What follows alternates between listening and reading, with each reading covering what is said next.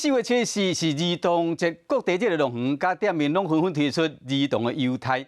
台北华沙动物园有推出儿童免费入场，佮送一个大人的门票。另外，儿童新动园嘛免费互囡仔入园去佚佗的活动。南投草屯有一间电子公司，请镇内小学生呢去市区册店免费去买一寡文具甲册，经过巧克力岛的业者去偏向送囡仔食巧克力。 囡仔手提茶棒，欢喜甲伊斗起来，和同学同齐做一个巧克力豆阿爸。乌龙茶的味道。甲拄食的乌龙茶巧克力豆，放进阿爸内底，听讲师解说巧克力豆是安怎来的，嘛亲身体验乌龙茶豆搭巧克力豆的滋味。这是南投埔里一间巧克力豆的业者，特别早可可豆啊和器具来到庄卡所在，或者囡仔会当熟悉乌龙茶和巧克力豆的知识。了解到 巧克力的过程，还有朋友的互相帮忙。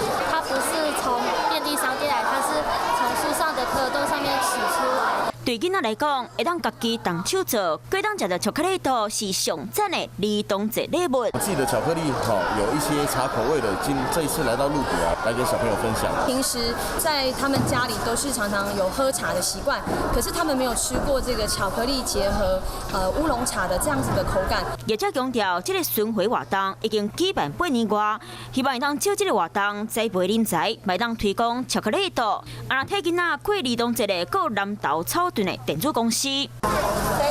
囡仔有6岁带队，欢喜经家己介意的文具，全部拢是电子公司买来送给因的。在800元以内都可以，所以其实采购一本书籍之外，它额外还有很充裕的金额可以采购自己需要跟想要的东西。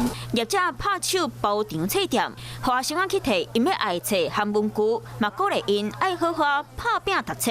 另外，伫咧台北的木沙动物园，嘛推出儿童免费入场，佮送一张大人的门票。 12岁以下的小朋友免费带一位家长一起进动物园。到今天10点钟以前，我们入园人数已经冲破4000，有机会冲破12000。除了动物园推出真济优惠，儿童新乐园嘛同款推出，甲国小囡仔免费入场，互囡仔伫咧儿童节这天欢欢喜喜过日子。